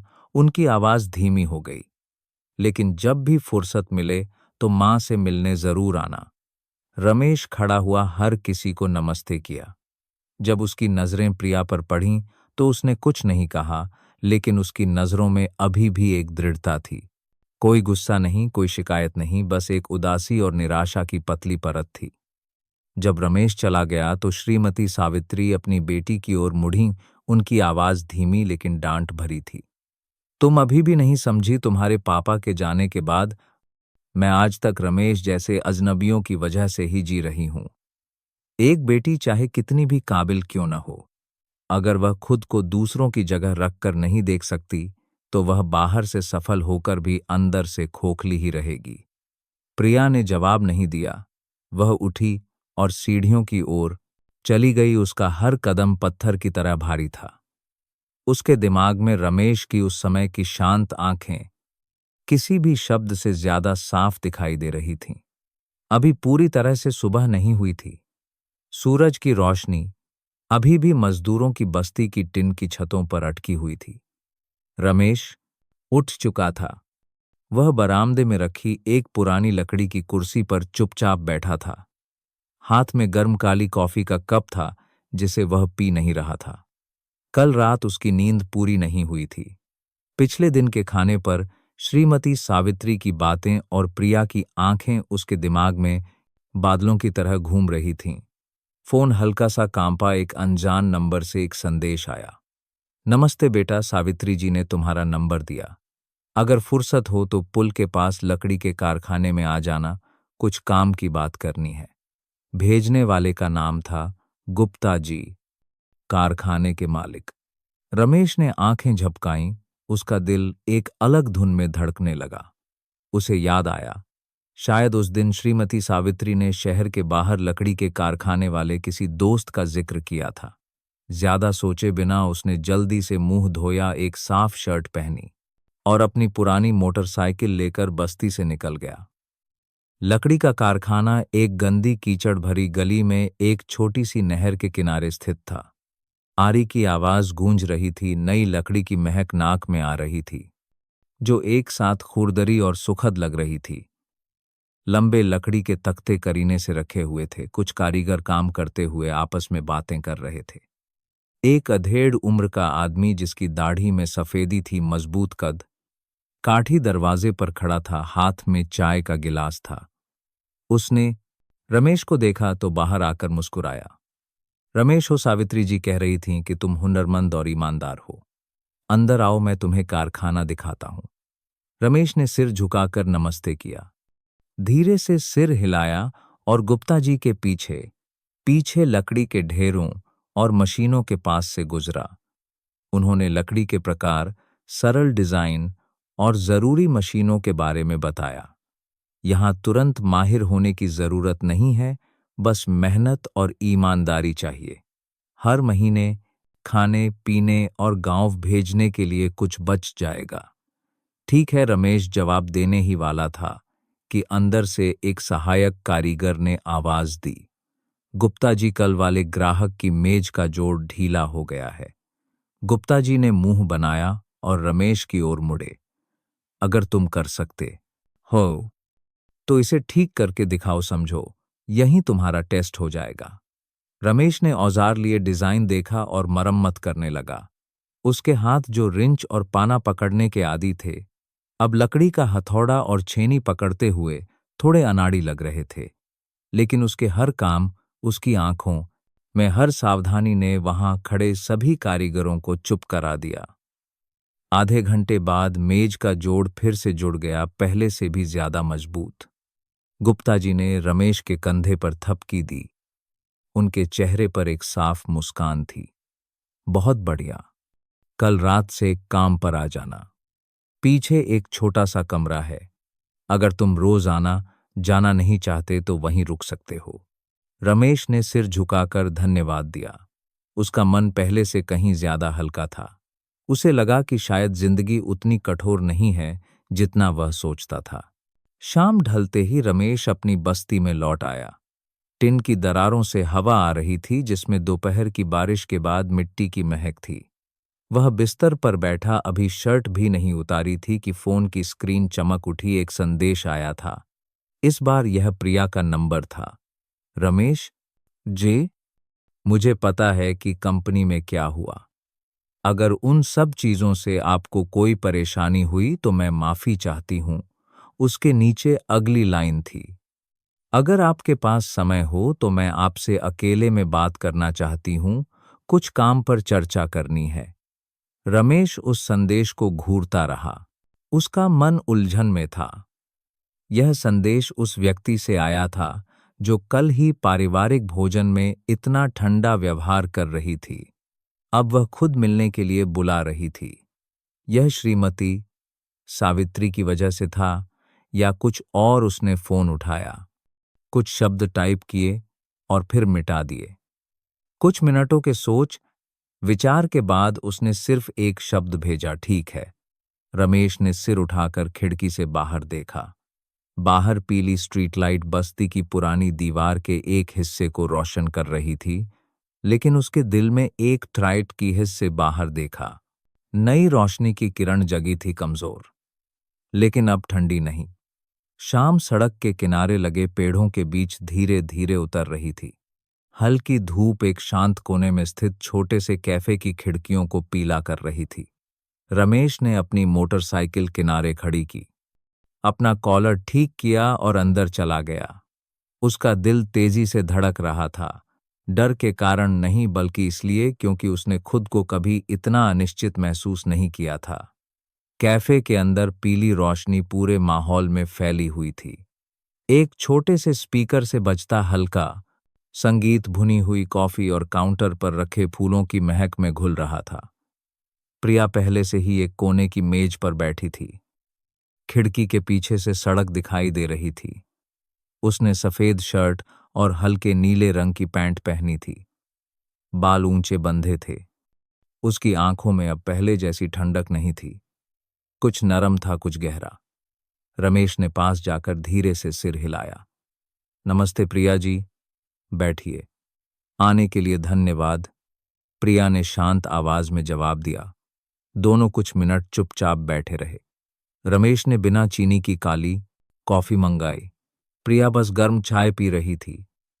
उनके बीच की खामोशी असहज नहीं थी, बस जैसे किसी सही बात को सही समय पर कहने का इंतजार हो। प्रिया ने ही बात शुरू की। मैंने आपको इसलिए बुलाया क्योंकि मुझे लगा कि सब कुछ साफ करना जरूरी है। मेरी मां के कहने पर नहीं, और न ही किसी एहसान के कारण। रमेश ने सिर हिलाया। उसे किसी स्पष्टीकरण की जरूरत नहीं थी, लेकिन वह सुनने के लिए तैयार था। कर्मचारियों की छंटनी शेयरधारकों के दबाव के कारण हुई थी। ऑर्डर कम हो गए थे। वे लागत कम करना चाहते थे। आपका मेंटेनेंस विभाग उस योजना में बहुत पहले से था। आप समझ रहे हैं ना? रमेश ने धीरे से सिर हिलाया। उसकी आवाज धीमी थी। मैं समझता हूं, कंपनी किसी एक की नहीं होती। लोगों को निकालना कोई नहीं चाहता, लेकिन मैं आपको दोष नहीं देता। प्रिया थोड़ी रुकी। उसे लगा था कि वह दोष देगा, थोड़ी नाराजगी दिखाएगा, लेकिन नहीं। मुझे भी लगा था कि आप शायद गुस्सा होंगे। उसने अपनी चाय के कप को देखते हुए कहा, मुझे बस इस बात का अफसोस है कि मैं और बेहतर नहीं कर सका। फिर से खामोशी छा गई। प्रिया ने बेचैनी से अपनी चाय में चम्मच घुमाया, जबकि कप में घुमाने के लिए कुछ भी नहीं था। थोड़ी देर बाद उसने सिर उठाया। रमेश जी, मैं पूछना चाहती हूं, आपके गांव में आपका परिवार कैसे रहता है? रमेश ने आंखें झपकाईं। यह सवाल उसकी उम्मीद से बाहर था, लेकिन उसने फिर भी शांति से जवाब दिया। मेरी मां लगभग 60 साल की हैं, कमजोर हैं, गांव के बाजार में छोटी सी दुकान चलाती हैं। छोटा भाई मैकेनिक का काम सीख रहा है। मेरे पिताजी पिछले हफ्ते ही लीवर की बीमारी के कारण अस्पताल में भर्ती हुए थे। मैं मजदूर हूं, हर महीने नियमित रूप से पैसे भेजता हूं। किसी तरह गुजारा हो जाता है। प्रिया चुप हो गई। कर्मचारी फाइल के शब्द कभी यह सब नहीं बताते। उसे शर्मिंदगी महसूस हुई कि उसने कभी इस इंसान को केवल आंकड़ों और चार्ट से देखा था। शायद मैंने आपको सिर्फ फाइल के आधार पर आंकने में गलती की, उसने धीरे से कहा। पहली बार उसकी आंखें सीधे उसकी आंखों में थीं। रमेश ने कंधे उचकाए धीरे से मुस्कुराया। मैं आपको दोष नहीं देता, बॉस होने के नाते प्रदर्शन देखना पड़ता है। मैं गुस्सा नहीं हूं, लेकिन धन्यवाद कि आज आपने मुझे दो इंसानों की तरह सामान्य रूप से बात करने का मौका दिया। प्रिया ने अपने चाय के कप को कसकर पकड़ लिया। खिड़की से आती पीली रोशनी में उसका चेहरा साफ दिखाई दे रहा था। अब कोई ठंडापन नहीं था, बस एक युवा महिला थी जो काम और कर्तव्य के बीच संतुलन बनाने की कोशिश कर रही थी।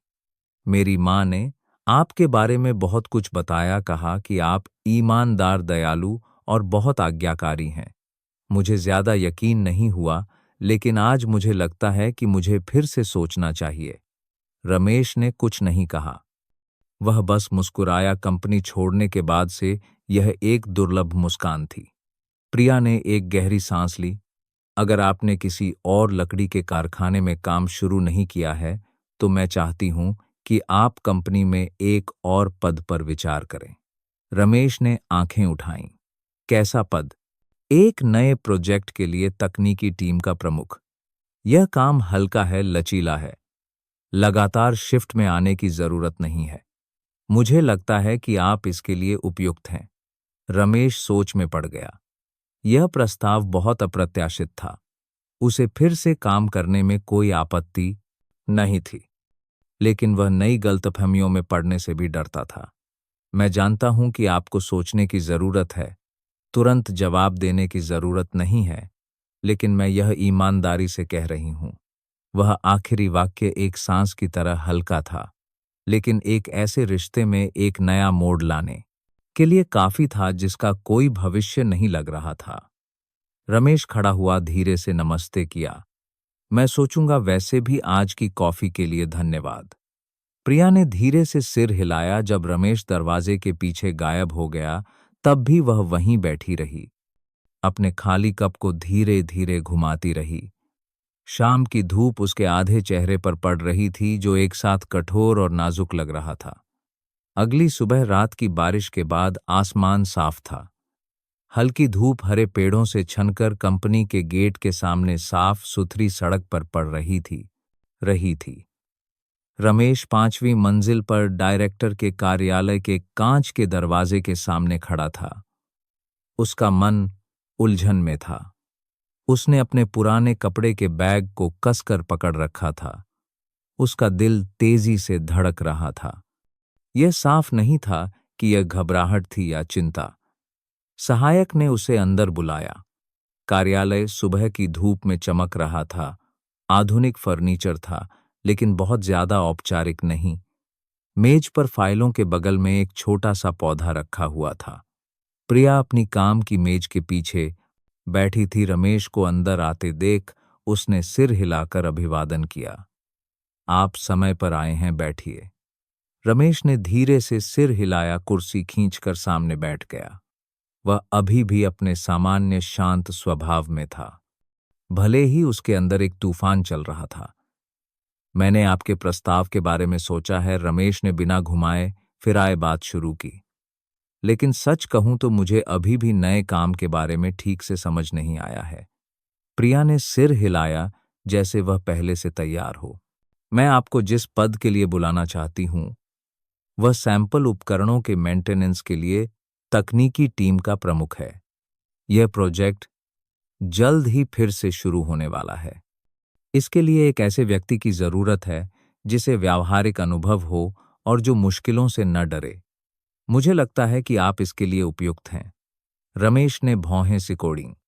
मैंने कोई औपचारिक पढ़ाई नहीं की है, बस लंबे समय से काम करने के कारण मशीनों से परिचित हूं।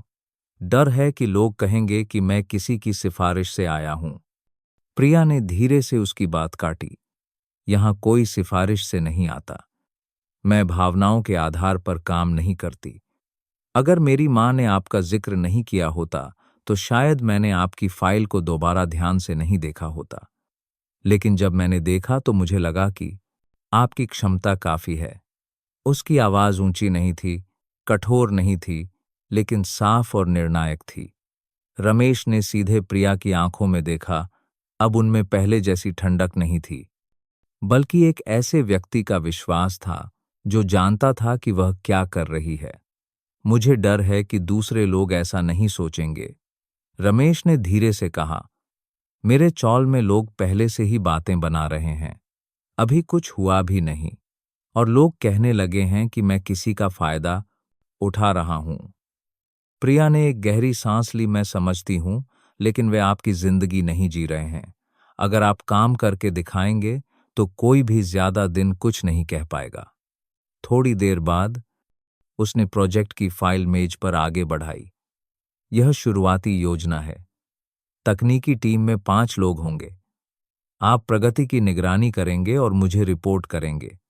रमेश ने कुछ पन्ने पलटे, उसकी आंखें तकनीकी विवरणों और काम के नोट्स पर तेजी से घूमी। कुछ हिस्से ऐसे थे जिन्हें वह नहीं जानता था, लेकिन वे बहुत अपरिचित भी नहीं थे। मेरी एक शर्त है, रमेश ने सिर उठाया। आप कहिए।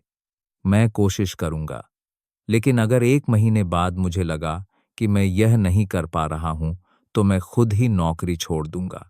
ना आपको परेशान करूंगा, ना आपकी मां को। प्रिया थोड़ी हैरान हुई, लेकिन फिर मुस्कुराई, एक हवा जैसी हल्की मुस्कान जो सामान्य शिष्टाचार वाली नहीं, बल्कि ज्यादा सहज थी। तो हम फिर से शुरू करते हैं। मुझे विश्वास है कि आप मुझे निराश नहीं करेंगे। रमेश ने सिर हिलाया। पहली बार उसे लगा कि उसका सम्मान दया के कारण नहीं, बल्कि क्षमता के कारण किया जा रहा है। इस बात ने उसे किसी भी बहाने से ज्यादा सुकून दिया। कार्यालय से निकलकर रमेश लिफ्ट के बजाय सीढ़ियों से नीचे उतरा। वह धीरे धीरे चलना चाहता था, ताकि ठीक से सोच सके, ताकि आने वाले बदलावों को महसूस कर सके। नीचे आंगन में कुछ मजदूर बगीचे की सफाई कर रहे थे। घास काटने की मशीन की आवाज गूंज रही थी। हल्की हवा चल रही थी जिसमें फूलों की महक थी। रमेश एक पल के लिए रुका, एक गहरी सांस ली और फिर मुस्कुराया। शायद एक नया सफर यहीं से शुरू हो रहा था। ठीक 1 महीने बाद उत्पादन कारखाना जैसे एक नए रूप में था। वे मशीनें जो कभी तकनीकी गोदाम में चुपचाप पड़ी रहती थीं, अब सुचारू रूप से चल रही थीं, जैसे किसी कुशल कारीगर की धीमी सांसें हों। खिड़की से आती तिरछी धूप कारखाने के फर्श पर चमक रही थी, जो इतना साफ था जैसे रोज सावधानी से साफ किया गया हो। रमेश दीवार पर लगे प्रगति चार्ट के पास खड़ा था, हाथ में लाल कलम लिए सैंपल प्रोजेक्ट के अंतिम चरण को पूरा करने का निशान लगा रहा था।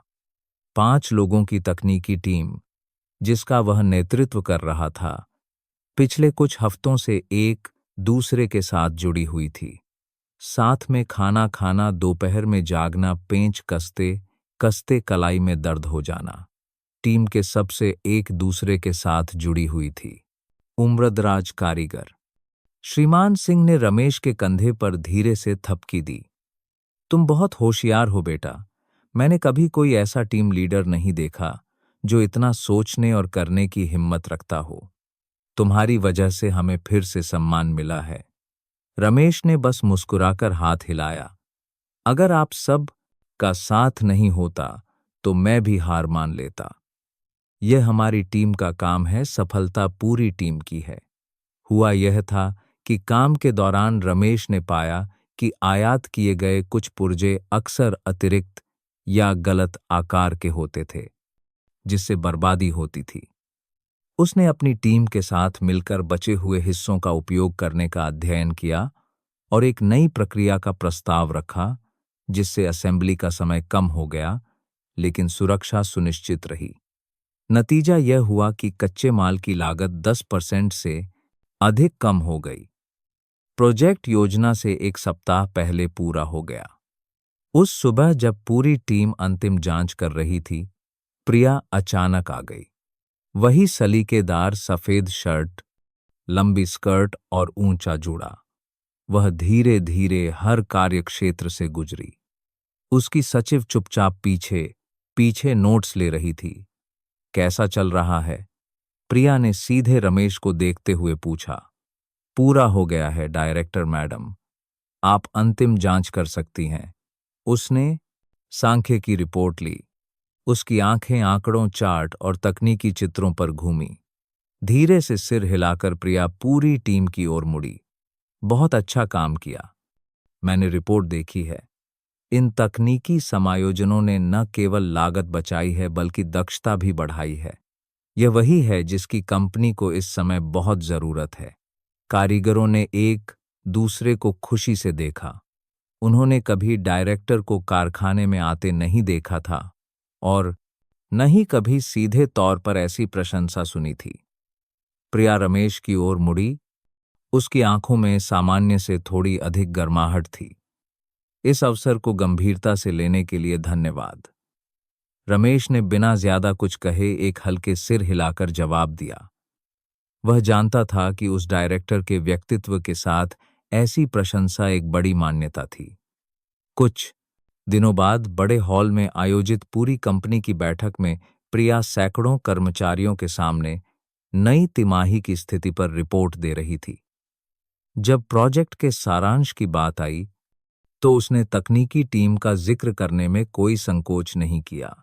मैं सैंपल प्रोजेक्ट की तकनीकी टीम की रचनात्मकता और प्रक्रिया को सुव्यवस्थित करने की भावना की सराहना करना चाहती हूं, विशेष रूप से रमेश जी, नए टीम लीडर जिन्होंने अपने काम से अपनी क्षमता साबित की है। कोई बहाना नहीं। नीचे बैठे रमेश का चेहरा थोड़ा लाल हो गया जब सब लोग उसे एक अलग नजर से देखने लगे। किसी ने सिर हिलाया, किसी ने बधाई देने के लिए कंधे पर थपकी दी। बहुत से लोग जो कभी डायरेक्टर की मां के साथ उसकी जान पहचान के बारे में कानाफूसी करते थे, अब चुप थे। केवल सच्ची प्रशंसा बाकी थी। पीछे मेहमानों की पंक्ति में श्रीमती सावित्री चुपचाप बैठी थीं। हाथ में एक छोटी सी माला फेर रही थीं। उनकी आंखें पूरे समय रमेश पर थीं। जब बैठक समाप्त हुई तो वह चुपचाप उठी, अपनी साड़ी से फोन निकाला और किसी को फोन किया। हाँ, उसने कर दिखाया, अब तुम्हारी बारी है। उन्होंने फोन के दूसरी तरफ वाले व्यक्ति का नाम नहीं लिया, बस धीरे से मुस्कुराईं। एक मां की मुस्कान जिसने न केवल अपने बच्चे को बड़ा होते देखा बल्कि एक अजनबी को भी अपने पैरों पर खड़ा होते देखा। कंपनी के परिसर में गुलमोहर के पेड़ों पर मौसम के अंत में अभी भी कुछ लाल फूल बचे थे। एक हल्की हवा चली, कुछ पंखुड़ियां जमीन पर गिर गईं, एक अजीब शांतिपूर्ण दृश्य बना रही थीं। रमेश पास से गुजरा, मन ही मन सोच रहा था, उसकी जिंदगी कब एक नए मोड़ पर आ गई। शाम श्रीमती सावित्री के घर के पिछले आंगन में एक पतले रेशमी कपड़े की तरह धीरे धीरे फैल गई। दिन की आखिरी धूप अब तेज नहीं थी, बस इतनी थी कि पुराने ताड़ के पेड़ और चमकीले बोगनविलिया पर एक पीली चमक डाल सके। रसोई से बर्तनों की खनक आ रही थी, जिसमें उबले हुए चिकन, सब्जी और अचार की सादी लेकिन जानी पहचानी महक घुली हुई थी। रमेश गेट के सामने खड़ा था। अपनी इस्त्री की हुई शर्ट का पल्लू ठीक कर रहा था। पैरों में पुराने लेकिन साफ स्पोर्ट्स शू थे। वह कुछ सेकंड झिझका और फिर अंदर चला गया। यह पहली बार की तरह नहीं था जब वह हैरानी और झिझक के साथ यहां आया था। आज उसके दिल में एक अजीब सी गर्माहट थी, जैसे वह कई सालों बाद घर लौट रहा हो। श्रीमती सावित्री ने दरवाजा खोला। उनका चेहरा खिला हुआ था। उन्होंने हल्के बैंगनी रंग की साड़ी पहनी थी, बाल करीने से ऊंचे बंधे थे। रमेश को देखकर उन्होंने उसके कंधे पर धीरे से थपकी दी और सिर झुकाकर धीरे से कहा, आज पारिवारिक भोजन है, तुम आराम से रहो, कोई औपचारिकता नहीं। आंगन में प्रिया पहले से ही मौजूद थी। वह बरामदे में चप्पलों को करीने से लगा रही थी। रमेश पर नजर पड़ते ही उसने धीरे से सिर हिलाया। उसकी मुस्कान बहुत दोस्ताना नहीं थी, लेकिन अब पहले जैसी दूरी भी नहीं थी। खाना आंगन के बीच में बोगनविलिया की छाया में परोसा गया था। व्यंजन सादे थे लेकिन स्वादिष्ट। उबला हुआ चिकन, नींबू और नमक मिर्च के साथ सब्जी और कुरकुरा अचार। श्रीमती सावित्री ने सावधानी से हर कटोरी में चावल परोसे और फिर एक एक करके सबको दिए। पहले जब हम गरीब थे तो खाने में बस थोड़ी सी सब्जी और चटनी होती थी, फिर भी पूरा परिवार खुश रहता था। अब हालात बेहतर हैं, लेकिन मुझे अभी भी यही खाना पसंद है। इसे खाकर पुराने दिन याद आ जाते हैं। रमेश चुपचाप सुनता रहा। उसकी आंखें गहरे सम्मान के साथ उनकी ओर थीं। वह समझ गया, यह सिर्फ खाना नहीं था बल्कि भावनाएं थीं, जिन्हें बुजुर्ग संजोकर रखते हैं क्योंकि समय उन्हें वापस नहीं खरीद सकता। प्रिया ने रमेश की कटोरी में एक टुकड़ा चिकन रखा। एक छोटी सी हरकत जिसने श्रीमती सावित्री को मुस्कुराने पर मजबूर कर दिया।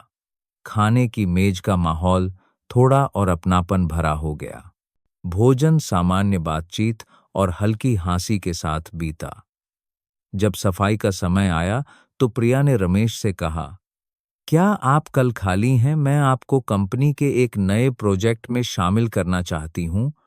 यह सहायक कारखाने के लिए तकनीकी प्रक्रिया डिजाइन करने के बारे में है। उस जगह पर अनुभव और उच्च जिम्मेदारी वाले व्यक्ति की जरूरत है। रमेश थोड़ा हैरान हुआ। उसने नहीं सोचा था कि प्रिया इस समय काम की बात करेगी, लेकिन उसकी आंखें अब पहले की तरह ठंडी नहीं थीं, बल्कि उनमें थोड़ा विश्वास और सम्मान था।